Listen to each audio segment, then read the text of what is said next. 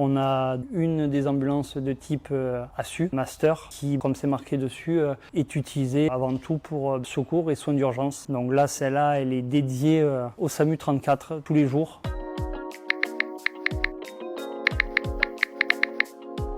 Pour faciliter la recherche de matériel pour tout le monde, on a étiqueté tout pour que ça soit beaucoup plus simple et beaucoup plus opérationnel.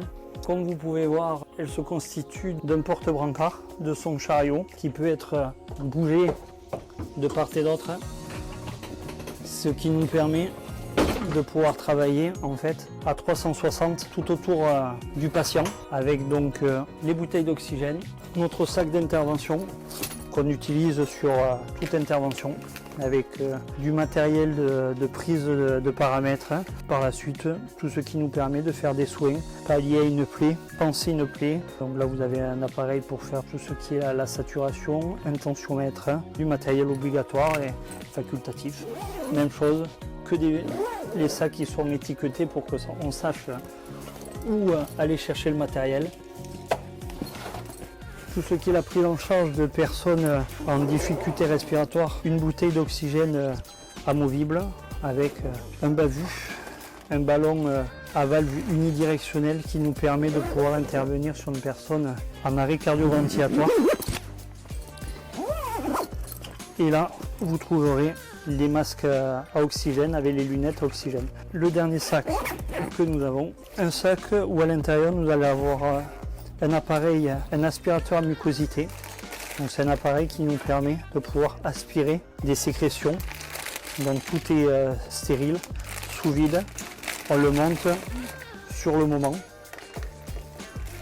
Avec à l'intérieur, on a de quoi faire plusieurs interventions avec des canules. Et c'est un matériel qui est vérifié tous les matins pour être sûr qu'il soit opérationnel. Nous, on a voulu ça comme ça. L'ambulance en elle-même est une réserve de ce qu'on a dans le sac. Tout ce que vous trouverez dans l'ambulance, dans les différents, je vais vous prendre ça. Tout ça, en fait, vous avez des masques à oxygène, qu'on retrouve dans les sacs. On a un DSA aussi. Toutes nos ambulances de secours d'urgence sont équipées d'un défibrillateur semi-automatique. Donc même chose, identifié pour qu'une personne qui vient de l'extérieur puisse savoir à quel endroit elle est et accessible. Une chaise portoire qui va nous permettre de pouvoir descendre un patient qui peut tenir assis et qui est bien pratique pour le transport. Ça nous évite de devoir faire marcher les gens. Parfois, ils n'ont pas le droit de marcher, donc c'est très pratique. Les deux sièges qui nous permettent de pouvoir être une grande tablette aussi, utile pour pouvoir mettre un électrocardiogramme et tout matériel utile à l'intervention. De ce côté-là, on va retrouver même chose du matériel obligatoire, un MID, un matelas immobilisateur à dépression. C'est un grand matelas, une grande coquille avec plein de petites billes à l'intérieur où à l'aide d'une pompe, on va enlever l'air et ça va devenir une coque. Donc très souvent utilisé pour tout ce qui est l'immobilisation de bassin, de rachis, tête, cou, tronc.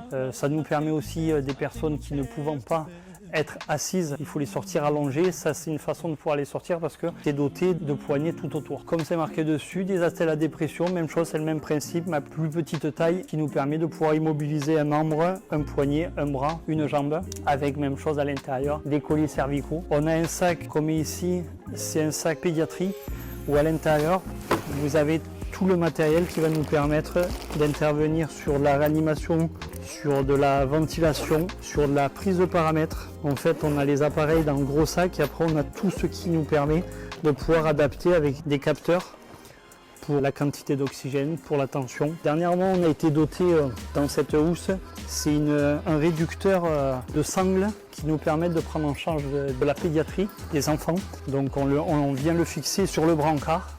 Ça ressemble à une grosse couverture, un gros duvet où à l'intérieur on ouvre et vous allez vous retrouver, en fait, comme on a pu voir sur le brancard, un système de sangles 3 points qui va nous permettre de pouvoir prendre en charge les enfants qui tiennent assis donc à partir de 1 an et de pouvoir sécuriser ça parce que le système est attaché au brancard et automatiquement derrière le petit est attaché dedans, donc on est dans la sécurité. Et là, du côté en latéral qui part de part et d'autre, vous avez ce qu'on appelle un brancard cuillère. En bas et en haut ça s'ouvre et en fait ça fait comme une cuillère. On va pouvoir venir envelopper la personne pour pouvoir la soulever C'est vraiment un moyen de relevage et qui nous permet, une personne qu'on va retrouver dans ses selles, dans l'urine, dans le sang, de pouvoir la soulever et pouvoir la mettre sur un matelas pour pouvoir la faire sortir. Très utile chez les ambulanciers qu'on n'est que deux, ça nous permet de pouvoir travailler. Voilà.